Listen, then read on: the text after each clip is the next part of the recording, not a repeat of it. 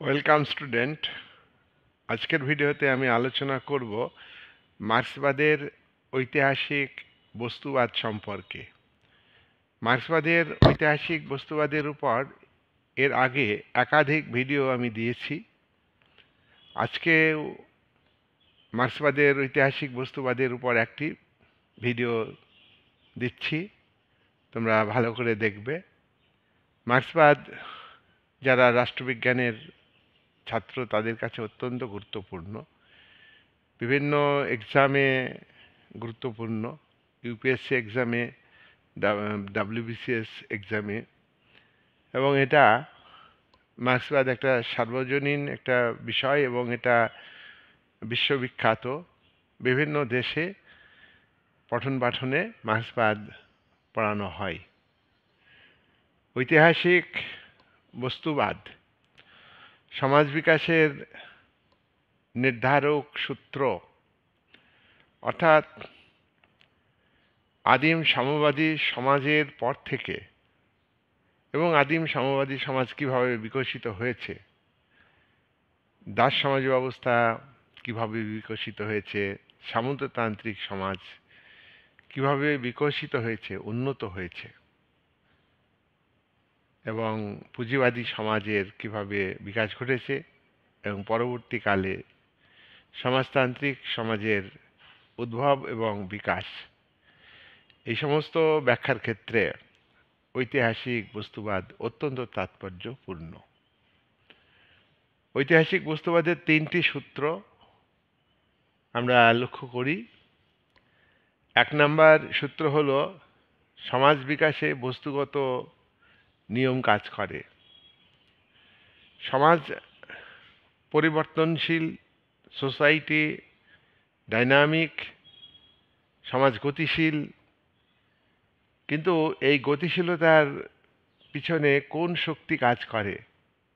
এই গতিশীলতার পিছনে ঐতিহাসিক বস্তুবাদের সূত্র কাজ করে, অর্থাৎ বস্তুগত নিয়মে সমাজ বিকশিত হয়।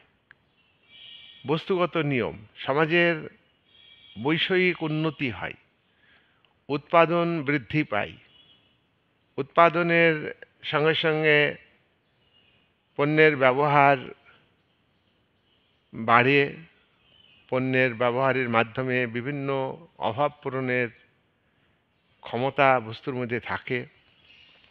সুতরাং এই বৈষয়িক বা বস্তুগত যে বিকাশ, সেটা সমাজ বিকাশের একটা নিয়ম অনুযায়ী হয়ে থাকে। নাম্বার 2, সমাজের বৈষয়িক জীবনের যে ভাবধারা, বৈষয়িক জীবনের বিকাশ, এই বৈষয়িক জীবনের বিকাশ অর্থাৎ মানুষের আর্থিক অবস্থার উন্নতি, এর ভিত্তিতে মানুষের ধ্যান ধারণা, সমাজের বিভিন্ন প্রতিষ্ঠান, রাজনৈতিক চিন্তাভাবনা, শিক্ষা ও সাংস্কৃতিক চিন্তাভাবনার বিকাশ ঘটে সমাজের বৈষয়িক অর্থাৎ উৎপাদন ব্যবস্থার বিকাশের ফলে। 3 নম্বর সূত্র হল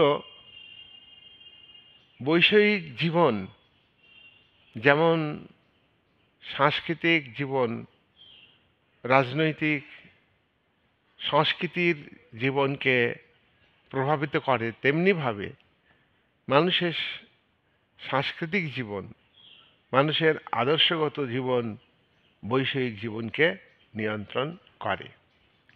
তাহলে 3টি সূত্র। 1 হচ্ছে সমাজ বিকাশের নিয়ামক শক্তি হল উৎপাদন ব্যবস্থা, বস্তুগত উৎপাদন। 2, সমাজের বৈষয়িক জীবনের বিকাশের সাথে সাথে সমাজের ধ্যান ধারণা, প্রতিষ্ঠান, রাজনৈতিক ভাবনা, আদর্শ, সাংস্কৃতিক বিষয়, এগুলির বিকাশ ঘটে।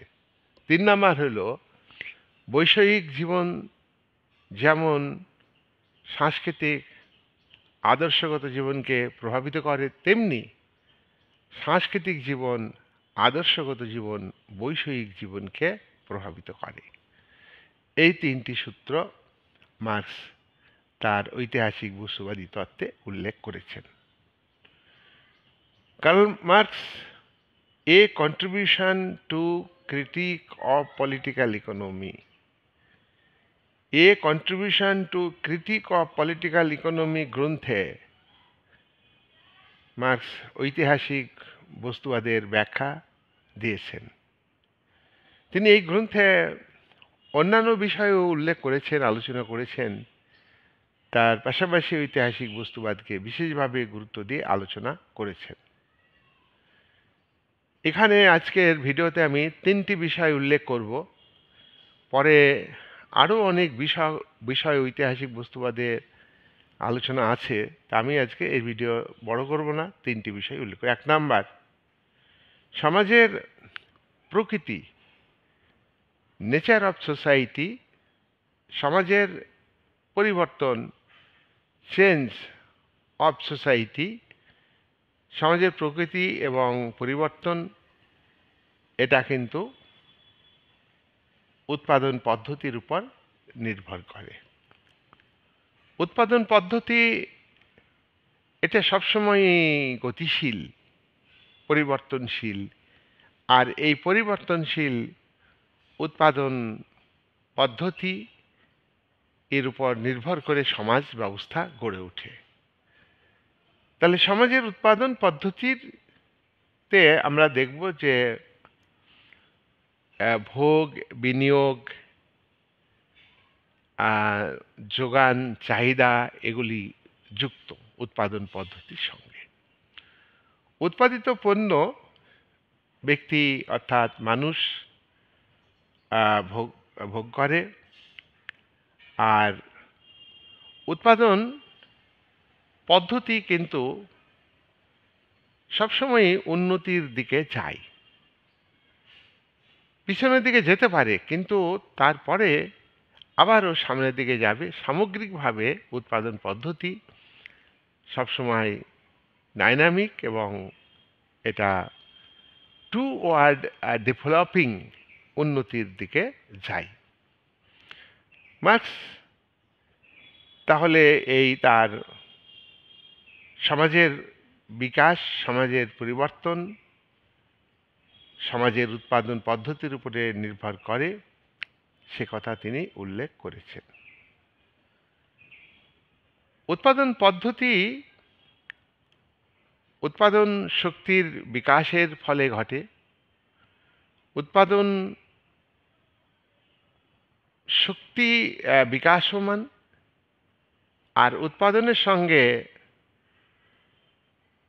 যারা যুক্ত, একদিকে উৎপাদনের উপকরণের মালিক, আর একদিকে উৎপাদনের উপকরণের মালিকানা থেকে বঞ্চিত, কিন্তু তারা সরাসরিভাবে উৎপাদনের সঙ্গে যুক্ত থাকে, তারাই উৎপাদন করে, দ্রব্য তৈরি করে। এই মালিক আর উৎপাদনের উপকরণের মালিকানা থেকে বঞ্চিত যারা প্রকৃত উৎপাদক, তাদের মধ্যে যে সম্পর্ক, সেই সম্পর্ক হলো উৎপাদন সম্পর্ক বা প্রোডাকশন রিলেশন।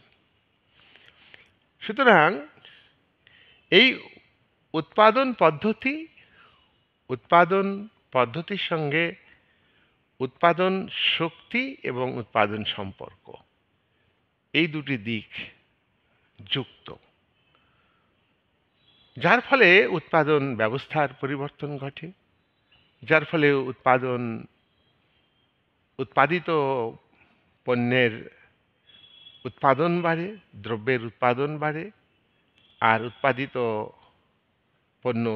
পণ্যের বিনিময় বাড়ে, চাহিদা বাড়ে, যোগান বাড়ে।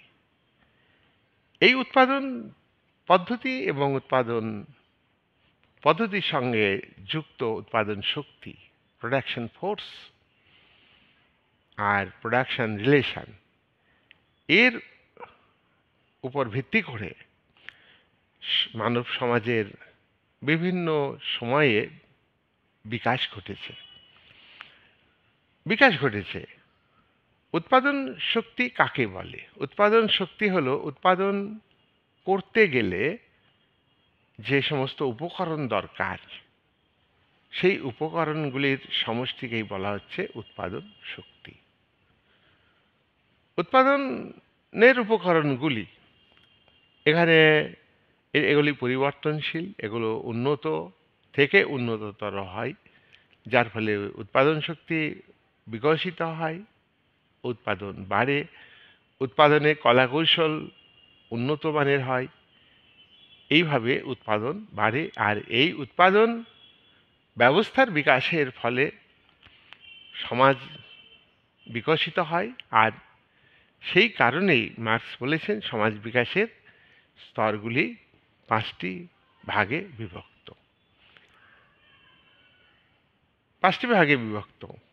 প্রথম বা 1 নম্বর সমাজ হলো আদিম সাম্যবাদী সমাজ।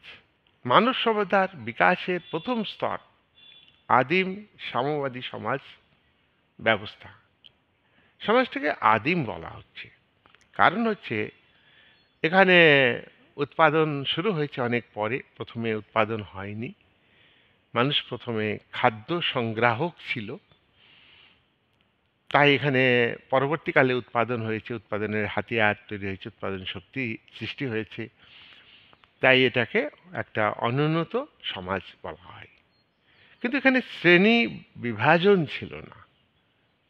উৎপাদনের উপকরণের মালিক শ্রেণী একদিকে, অন্যদিকে উৎপাদনের উপকরণের মালিকানা থেকে বঞ্চিত আর এক শ্রেণী। এই দুই শ্রেণী আদিম সাম্যবাদী সমাজে ছিল না, সেই জন্যে এই সমাজটাকে বলা হচ্ছে সাম্যবাদী সমাজ। আর শ্রেণী বিভাজন এবং শ্রেণী শোষণ ছিল না বলেই এখানে সমতা ছিল, ইকুয়ালিটি ছিল। প্রত্যেকটা মানুষ প্রথমে যা কিছু নিয়ে আসতো সকলে ভাগ করে খেত, আবার উৎপাদিত পণ্য প্রথমে তারা ভাগ করে নিত।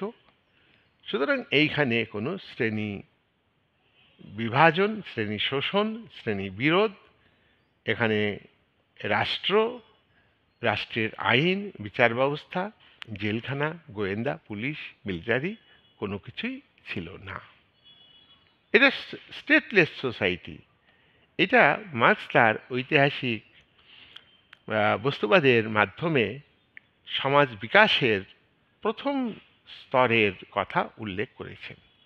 নাম্বার 2, এই আদিম সাম্যবাদী সমাজের শেষের দিকে উৎপাদক শ্রেণীর সৃষ্টি হয়, আর সম্পত্তির উপরে ব্যক্তিগত মালিকানার সৃষ্টি হয়, যার ফলে সমাজের রূপান্তর ঘটে, সমাজের পরিবর্তন ঘটে। আদিম সাম্যবাদী সমাজের রূপান্তরিত রূপ, মার্কসের ভাষায় এটা হলো সিনথিসিস। এই সিনথিসিস বা সমন্বয়, অর্থাৎ আদিম সাম্যবাদী সমাজের গর্ভে যে সমাজ সৃষ্টি হয় সেটা আরও উন্নত সমাজ, সেটা হলো দাস সমাজ ব্যবস্থা বা স্লেভ সিস্টেম। এই স্লেভ সিস্টেম প্রথম শ্রেণী এবং শোষণভিত্তিক সোসাইটি। এখানে উৎপাদনের উপকরণের মালিক অর্থাৎ জমির মালিক, জমি হলো উৎপাদনের উপকরণ, আর জমিতে যারা কাজ করত তারা উৎপাদনের উপকরণের একটা মানবিক শক্তি, তারা উৎপাদন করত।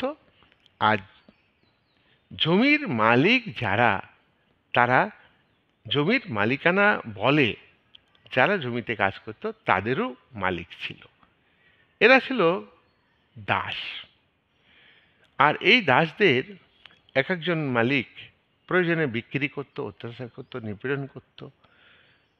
সুতরাং এই দাসরা কৃতদাস নামে পরিচিত ছিল। তাদেরকে শোষণ, বঞ্চনা, অত্যাচার করত দাস মালিক শ্রেণী, আর তাদের বেগার খাটিয়ে নিত। তাদের কোনো অধিকার স্বাধীনতা ছিল না, সম্পূর্ণভাবে তারা নির্ভরশীল ছিল দাস মালিকদের অধীন, মালিকদের উপর। দাসদের উপর শোষণ, নিপীড়ন চালানোর জন্যেই মার্কস বলছেন যে ওই দাস মালিক শ্রেণী মাস্টার যারা প্রভু, তারা তারা হলো রাষ্ট্র তৈরি করলো। রাষ্ট্রের সঙ্গে যুক্ত পুলিশ বাহিনী, মিলিটারি বাহিনী, জেলখানা। তাহলে রাষ্ট্র একটা শ্রেণী শোষণের, মুষ্টিমেয় যারা উৎপাদনের উপকরণের মালিক, দাস মালিক, জমির মালিক, তারাই তাদের শ্রেণী স্বার্থে রাষ্ট্রকে সৃষ্টি করেছে। সুতরাং ঐতিহাসিক বস্তুবাদের মাধ্যমে মার্কস এই দ্বিতীয় সমাজের কথা বলেছেন। দ্বিতীয় সমাজের উৎপাদন পদ্ধতিতে পরিবর্তন এসছে। দ্বিতীয় সমাজ অর্থাৎ দাস সমাজের উৎপাদনের উপকরণের মালিক হলো কৃতদাস, কাঠের লাঙল, লোহার আবিষ্কার হওয়ার ফলে লোহার ব্যবহার, এই সমস্ত উপকরণগুলি ব্যবহার হয়েছে। দাস সমাজ ব্যবস্থা আদিম সাম্যবাদী সমাজের থেকে উন্নত, অর্থাৎ এই উন্নতির মূলে হলো মার্কস বলেছেন বৈষয়িক উৎপাদন ব্যবস্থা। অর্থনীতির উন্নতি নির্ভর করে উৎপাদন পদ্ধতির উপর। উৎপাদন পদ্ধতি নির্ভর করে উৎপাদন শক্তির উন্নতির উপর। উৎপাদন পদ্ধতি নির্ভর করে উৎপাদন শক্তির সঙ্গে, অর্থাৎ কৃতদাস ব্যবস্থাতে দাস মালিকের সঙ্গে বা জমির মালিকের সঙ্গে দাসদের যে রিলেশন, সম্পর্ক, এই সম্পর্কের উপর উৎপাদন ব্যবস্থা নির্ভর করে। এখানে বেশি উৎপাদন হতো না, তবু এটা আদিম সাম্যবাদী সমাজের তুলনায় উন্নত মানের একটা সমাজ। এই সমাজে শ্রেণী শোষণ থাকার ফলে যারা কৃতদাস, দাস, শোষিত, লাঞ্ছিত, বঞ্চিত, যে রাষ্ট্র সৃষ্টি হয়েছে, সেই রাষ্ট্রের দ্বারা নিগৃহীত, অত্যাচারিত সেই শ্রেণী লড়াই করে নতুন একটা সমাজ তৈরি করেছে। এই নতুন সমাজের তৈরি করার ক্ষেত্রে একদিকে যেমন কৃতদাসদের ভূমিকা ছিল, তেমনি কৃতদাস ব্যবস্থার যে উৎপাদন ব্যবস্থা সেইটাই কিন্তু ডেভেলপিং ছিল। কৃতদাস ব্যবস্থাতে যে উপকরণগুলি তার আস্তে আস্তে উন্নতি হয়েছে, সেই উন্নতির সঙ্গে, উৎপাদন শক্তির উন্নতির সঙ্গে দাস এবং কৃতদাসের মধ্যে, দাস এবং মাস্টার অর্থাৎ প্রভুর মধ্যে রিলেশন যেটা, সেটা কিন্তু সঙ্গতি বিধান করতে পারেনি, যার ফলে ওই কৃতদাস ব্যবস্থা থেকে সামন্ততান্ত্রিক সমাজ ব্যবস্থা সৃষ্টি হয়েছে। সামন্ততান্ত্রিক সমাজ ব্যবস্থা এটা দাস সমাজ ব্যবস্থা থেকে উন্নত। মার্কস তার ঐতিহাসিক বস্তুবাদে মাধ্যমে উল্লেখ করেছেন এই যে সামন্ত ব্যবস্থা, এটা কিন্তু অনেকটা দাস সমাজের থেকে উন্নত, কিন্তু এই সমাজও কিন্তু শ্রেণীভিত্তিক সমাজ ব্যবস্থা।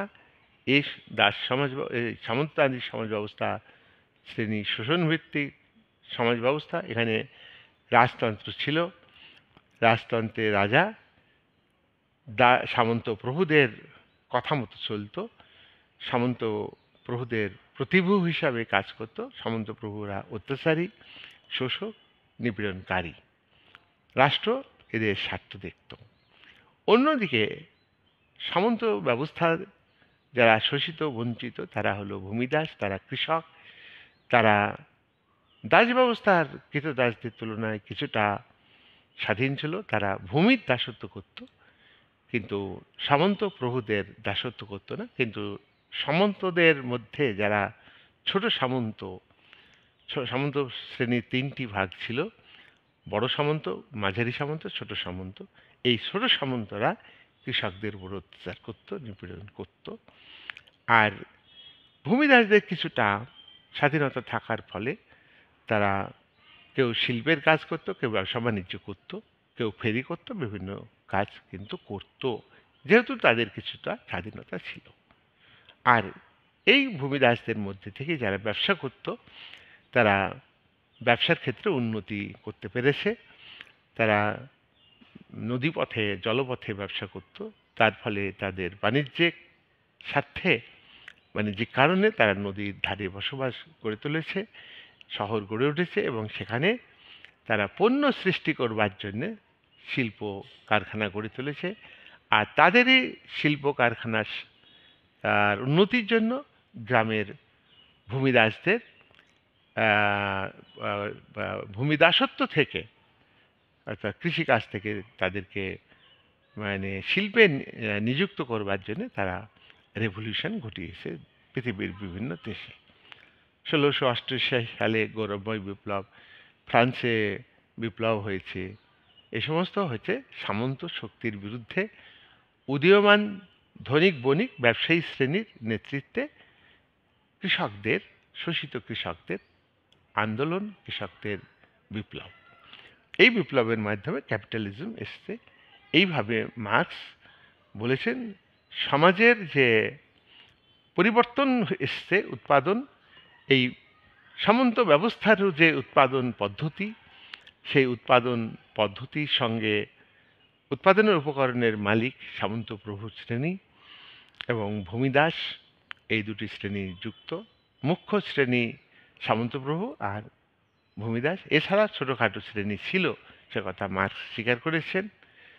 এই দুই শ্রেণীর মধ্যে সংঘাত, কিন্তু বুর্জোয়া উদীয়মান ধনিক বণিক শ্রেণী তারা নেতৃত্ব দিয়েছে। সমাজের পরিবর্তন ঘটল, নতুন একটা সমাজ ক্যাপিটালিজম। উদীয়মান ব্যবসায়ী ধনিক বণিক শ্রেণী তারাই সমাজের নেতৃত্বে ছিল, বিপ্লবের নেতৃত্বে ছিল। ভূমিদাসরা বিপ্লবের মূল চালিকা শক্তি, তাদের মাধ্যমে সমাজের রূপান্তর ঘটেছে। কিন্তু সমাজ যে রূপান্তরিত রূপ, সিনথেসিস, সেটা কিন্তু পুঁজিবাদী সমাজ ব্যবস্থা। এই সমাজে শ্রেণী, এই সমাজ অনেক উন্নত। মার্কস এঙ্গেলস তাদের কমিউনিস্ট ম্যানিফেস্টো গ্রন্থে বলেছেন যতগুলি শ্রেণী বিভক্ত সমাজ দেখা গেছে তার মধ্যে সবথেকে উন্নত সমাজ হলো পুঁজিবাদী সমাজ।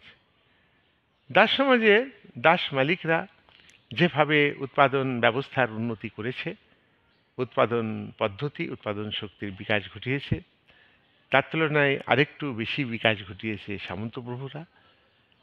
কিন্তু সামন্তপ্রভু এবং দাসরা উৎপাদন ব্যবস্থাতে, পরিবহন ব্যবস্থাতে, যোগাযোগ ব্যবস্থার ক্ষেত্রে যে উন্নতি ঘটিয়েছে তাদের স্বার্থেই, কিন্তু ক্যাপিটালিস্ট পুঁজিপতি শ্রেণী তার থেকে অনেক অনেক বেশি উন্নত করেছে। উৎপাদনে বৈপ্লবিক পরিবর্তন এনেছে, পরিবহন ব্যবস্থার ক্ষেত্রে বৈপ্লবিক পরিবর্তন এনেছে, এবং সমস্ত বিষয়ে এদের পরিবর্তন দেখা যায়। কিন্তু পুঁজিবাদী সমাজ হচ্ছে শ্রেণী এবং শোষণ ভিত্তিক সমাজ। এ সমাজে শ্রমিক শ্রেণীকে শোষণ করে ক্যাপিটালিস্টরা, মূলধনী শ্রেণী। এখানে উৎপাদন শক্তি বা উৎপাদনের উপকরণ হচ্ছে শিল্প, কারখানা, এখানে ল্যান্ড, লেবার, ক্যাপিটাল, অর্গানাইজার, এইগুলো হচ্ছে উৎপাদন উপকরণ। পরিবহন ব্যবস্থা, কমিউনিকেশন, যোগাযোগ ব্যবস্থা, সবগুলি হল উৎপাদনের উপকরণ। এই উপকরণের মালিক হচ্ছে ক্যাপিটালিস্ট। আর অন্যদিকে এই কারখানায় যারা কাজ করে তারা উৎপাদন সরাসরি করে, কিন্তু উৎপাদনের উপকরণের মালিক নয়। তারা ন্যূনতম মজুরির বিনিময়ে মালিকের অধীন কাজ করতে বাধ্য হয়। অতিরিক্ত যে মুনাফা সেটা মালিক ভোগ করে। যে মজুরি শ্রমিকরা পায় তার তারা তারা সেটা অত্যন্ত কম, অথচ তারা যে সময় কাজ করে তার সেই সময়ের যে উৎপাদন হয় তা বিক্রি করে যে অর্থ হয় সেই পরিমাণ মজুরি তারা পায় না। এই এই যে উৎবৃত্ত একটা মূল্য সৃষ্টি করে শ্রমজীবী মানুষ, সেখানে সৃষ্টি করছে শ্রমিকরা, কিন্তু এটা ভোগ করছে মালিকরা। তাহলে এই পুঁজিবাদী সমাজও নতুন একটা পরিবর্তন আসবে। এই সমাজের জায়গায় সোশ্যালিজম সৃষ্টি হবে। মার্ক্সের ব্যাখ্যা অনুযায়ী সোশ্যালিজম প্রতিষ্ঠিত হয়েছে। সোশ্যালিজম মানে সমাজতন্ত্র। এখানে পুঁজিবাদে, উদারনীতি গণতন্ত্রে সম্পত্তির উপর ব্যক্তিগত মালিকানা, অর্থাৎ তিনটি শ্রেণীভিত্তিক সমাজে, দাস সমাজে উৎপাদনের উপকরণের উপর ব্যক্তি মালিকানা, জমির উপর ব্যক্তি মালিকানা, সামন্ততান্ত্রিক সমাজে সামন্ত প্রভুদের অর্থাৎ জমির উপরে ব্যক্তি মালিকানা, আর ক্যাপিটালিজমেও তোমার সম্পদের উপর ব্যক্তিগত মালিকানা, জমির উপর ব্যক্তিগত মালিকানা, কারখানার উপরে ব্যক্তিগত মালিকানা, প্রতিষ্ঠিত হয়েছে, কিন্তু সোশ্যালিজমে ব্যক্তি মালিকানার অবসান ঘটিয়ে সেখানে সামাজিক বা রাষ্ট্রীয় মালিকানা প্রতিষ্ঠিত হবে। এই কথা মার্কস তার ঐতিহাসিক বস্তুবাদী তত্ত্বে উল্লেখ করেছেন। 2 নাম্বার, 1 নাম্বার আমি এতক্ষণ ব্যাখ্যা দিলাম। 2 নাম্বার হচ্ছে উৎপাদন পদ্ধতি, উৎপাদন শক্তি। দেখো, মার্কস তার ঐতিহাসিক বস্তুবাদে বলেছেন যে উৎপাদন পদ্ধতি, উৎপাদন শক্তি, উৎপাদনের উপকরণ, উৎপাদন সম্পর্ক এগুলি অত্যন্ত গুরুত্বপূর্ণ। উৎপাদন শক্তি উৎপাদনের উপকরণের সমষ্টি। উৎপাদন করতে গেলে দরকার ল্যান্ড, লেবার, ক্যাপিটাল, অর্গানাইজার, এগুলির জন্য খরচ হয়, সেই খরচগুলি হচ্ছে উৎপাদন খরচ। এছাড়া পরিবহন ব্যবস্থা, যোগাযোগ ব্যবস্থা, আরও অন্যান্য যে খরচ আছে সব মিলে হচ্ছে উৎপাদন খরচ বা কস্ট অফ প্রোডাকশন। এখানে মার্কস বলতে চাইছেন যে উৎপাদন শক্তি সবসময় বিকাশমান। উৎপাদনের উপকরণগুলি নতুন নতুন উপকরণ ব্যবহার হয়, আর উপকরণগুলির সবসময় উন্নত মানের হতে থাকে। আর উৎপাদন সম্পর্ক হচ্ছে উৎপাদনের উপকরণের মালিক, তার সঙ্গে উৎপাদনের সঙ্গে সরাসরিভাবে যারা যুক্ত, তাদের উভয়ের মধ্যে সম্পর্ক হচ্ছে উৎপাদন সম্পর্ক। উৎপাদন শক্তি বিকাশমান, পরিবর্তনশীল, উৎপাদন সম্পর্কও পরিবর্তনশীল। উৎপাদন শক্তির বিকাশের সঙ্গে উৎপাদন শক্তির বিকাশ ও পরিবর্তনশীলতার সঙ্গে উৎপাদন সম্পর্কের যে পরিবর্তন, উভয়ের মধ্যে সঙ্গতি বিধান হবে, অ্যাডজাস্টমেন্ট হবে। যদি অ্যাডজাস্টমেন্ট না হয় তাহলে জানতে হবে বৈপ্লবিক পরিবর্তন আসবে। এটা সমাজ বিকাশের নিয়ম অনুযায়ী মার্কস তার ঐতিহাসিক বস্তুবাদে বলেছেন যে উৎপাদন ব্যবস্থা সবসময় ডেভেলপিং, উৎপাদন এর উপকরণগুলি সবসময় ডেভেলপিং, উৎপাদন শক্তির বিকাশ তার সঙ্গে উৎপাদন সম্পর্কে সঙ্গতি রেখে পরিবর্তন, কিন্তু একটা সময় এসে আর পরিবর্তন হবে না।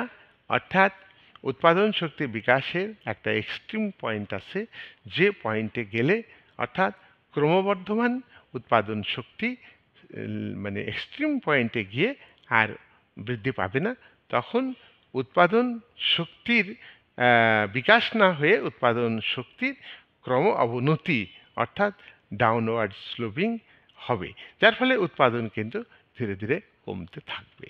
সেখানে উৎপাদন সম্পর্ক যেটা উৎপাদন শক্তির বিকাশের সঙ্গে সঙ্গতি রেখে চেঞ্জ করতে পারতো মালিক শ্রেণী, কিন্তু সেটা আর চেঞ্জ করা সম্ভব হবে না। তখন অবধারিতভাবে শ্রেণী সংগ্রাম দেখা দেবে, অর্থাৎ উৎপাদনের উপকরণের মালিকের সঙ্গে মালিকানা থেকে বঞ্চিত শোষিত সর্বহারা শ্রমিক, তাদের উভয়ের মধ্যে সংগ্রাম অনিবার্য, বিপ্লব অনিবার্য। তাই তখন সমাজের মৌলিক একটা পরিবর্তন আসবে, নতুন আর্থসামাজিক রাজনৈতিক কাঠামো সৃষ্টি হবে। 3 নাম্বার, আজকে 3টি পয়েন্ট আলোচনা করব বলেছি। বৈষয়িক উৎপাদন বিনিময়, উৎপাদন পদ্ধতি, উৎপাদন শক্তি এগুলি মার্ক্সবাদের গুরুত্বপূর্ণ বিষয়। এর ভিত্তিতে মার্কস দুটি বিষয় উল্লেখ করেছেন। একটি হলো যে সমাজের ভিত বা ইকোনমি, সমাজের ভিত বা ইকোনমি এটা খুবই গুরুত্বপূর্ণ। ভিতই হলো মূল বিষয়, অর্থনৈতিক ভিত হচ্ছে অর্থনৈতিক বিষয়। এই অর্থনৈতিক বিষয় উৎপাদন ব্যবস্থার উপর নির্ভর করে, উৎপাদন ব্যবস্থা নির্ভর করে উৎপাদন প্রোডাকশন মেথডের উপর, প্রোডাকশন প্রসেসের উপর, আর উৎপাদন পদ্ধতি এবং উৎপাদন শক্তি তার সঙ্গে রিলেশন রেখে চলে প্রোডাকশন রিলেশন। সুতরাং এর সব মূলে রয়েছে মানে অর্থনীতি। অর্থনীতিকে সমাজের বেসিস বলা হয়, একে ইকোনমিক স্ট্রাকচার বলা হয়, বা অর্থনীতি হচ্ছে স্ট্রাকচার, সমাজের ভিত, মূল কাঠামো। আর এর উপরে ভিত্তি করে শিক্ষা, সংস্কৃতি, রাজনীতি, ধর্ম, আইন, আদালত, বিচার ব্যবস্থা, দর্শন, ইতিহাস, সাহিত্য, এ সবগুলি নির্ভর করে এই অর্থনীতির উপর। তাহলে ভিতের উপরে দাঁড়িয়ে থাকে একটা বিল্ডিং, যেমন নিচে মজবুত ভিত থাকে, সেই ভিতের উপরে দাঁড়িয়ে থাকে বড় বিল্ডিং, তেমনি সমাজের ভিত হলো হলো বিল্ডিংয়ের মতো সমাজের ভিত হলো অর্থনীতি। বেসিস ইংরেজিতে একে বলা হয় স্ট্রাকচার। এই স্ট্রাকচারকে ভিত্তি করে গড়ে উঠেছে আইন ব্যবস্থা, ধর্ম ব্যবস্থা, রাজনীতি, মানুষের সঙ্গে মানুষের সম্পর্ক, সব কিছু এই অর্থনীতির উপরে নির্ভর করে। আর ভিতের উপর যে সব গড়ে উঠছে আইন, ধর্ম, রাজনীতি, শিক্ষা, সংস্কৃতি, দর্শন, সাহিত্য, কলা ইত্যাদি, এই বিষয়গুলি সমষ্টি হলো উপরিতল, ইমারত। উপরিতল ইমারত তোমার সুপার স্ট্রাকচার ইংরেজিতে বলা হচ্ছে। অর্থাৎ ভিতে যদি দ্বন্দ্ব থাকে, মার্ক্স বলছেন ভিতে যদি দ্বন্দ্ব থাকে, ভিতে দ্বন্দ্ব থাকবেই। অর্থাৎ শ্রেণী বিভক্ত সমাজে ভিতে দ্বন্দ্ব থাকবেই, থাকবেই, মাস্ট। আর ভিতে যদি দ্বন্দ্ব থাকে, রাজনীতিতে দ্বন্দ্ব, শিক্ষাতে দ্বন্দ্ব, সংস্কৃতিতে দ্বন্দ্ব, অর্থাৎ উপরই তলে আইন ব্যবস্থা, বিচার ব্যবস্থা, সব কিছুতে দ্বন্দ্ব থাকবে। অর্থাৎ ভিতেই যদি গলদ থাকে, ভিতেই যদি শ্রেণী শোষণ থাকে, সেখানে বিচার ব্যবস্থা যারা শোষক তাদের স্বার্থে কাজ করবে। ভিতে যদি দ্বন্দ্ব থাকে আইন ব্যবস্থা, ভিতে যারা যারা থাকবে, ভিতে যারা থাকবে, যারা ধনবান, উৎপাদনের উপকরণের মালিক শ্রেণী, ভিতকে কন্ট্রোল করে এবং তারাই কিন্তু আইন ব্যবস্থা, ধর্ম, রাজনীতি সব কিছুকে তারা কন্ট্রোল করে। আর মানুষের সঙ্গে মানুষের যে রিলেশন, সেটা নির্ভর করে অর্থনৈতিক ভিতের উপর। তাহলে সুতরাং আমরা এটা বলছি যে উপরিকাঠামো, এটা হচ্ছে ইমারত, উপরিতল, উপরিতল অর্থাৎ ইমারত বলা হচ্ছে উপরিকাঠামোতে, উপরিসৌধ বলা হয়। উপরিসৌধ অনেক বাংলা আছে, অনেক বাংলা আছে। তাহলে আমি আবার বলছি উপরিসৌধ, উপরিতল, ইমারত, উপরিকাঠামো, এইগুলি হচ্ছে সমষ্টিকে বলা হচ্ছে, এগুলির সমষ্টিকে বলা হচ্ছে তোমার সুপার স্ট্রাকচার।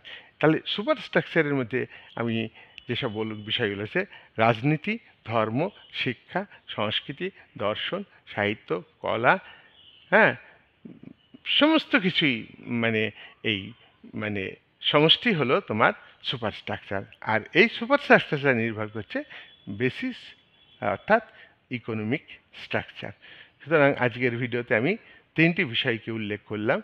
এই ভিডিও ভালো করে দেখবে, এগুলো বোঝার ব্যাপার, বুঝলে অবশ্যই তোমাদের মনে থাকবে, আর এটা বোঝার চেষ্টা করবে। এই বলে আজকের ভিডিওর আলোচনা আমি এখানেই শেষ করলাম।